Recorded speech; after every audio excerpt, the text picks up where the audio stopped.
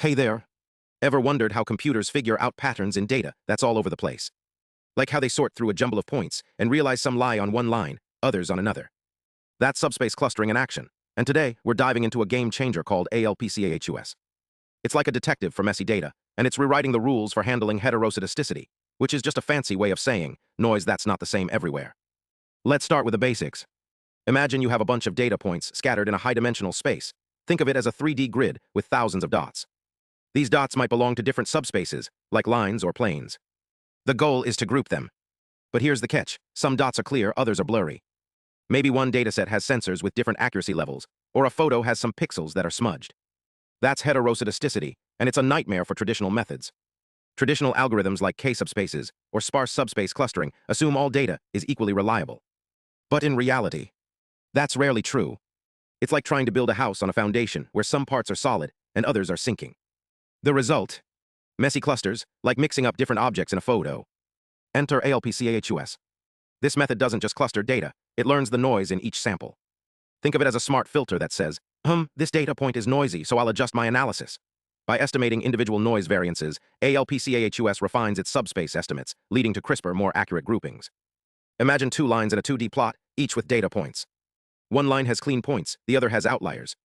Traditional methods might twist the lines to fit all points, but ALPCAHUS would say, wait, those outliers are probably noisy, let me focus on the reliable ones. The result? Clusters so sharp, they'll make your data look like a masterclass in organization. In tests, ALPCAHUS outperformed existing methods by up to 3 times in clustering accuracy, even when only a few high-quality samples were available. This is a big deal for fields like environmental science, where sensor data varies wildly, or biology, where sequencing errors are common. So why does this matter? Because real-world data is wild. Sensors have different accuracies, signals vary in strength, and noise isn't uniform. ALPCAHUS adapts, making clustering more reliable.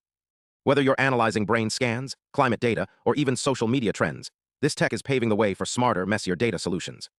Next time you see a machine learning model sorting data, remember, it's not just crunching numbers. It's navigating a world where noise isn't uniform, and algorithms like ALPCAHUS are the ultimate problem solvers. Stay curious, and we'll see you in the next video. But wait, ALPCAHUS isn't the only tool in the subspace clustering toolkit. Let's briefly explore how other methods tackle similar challenges.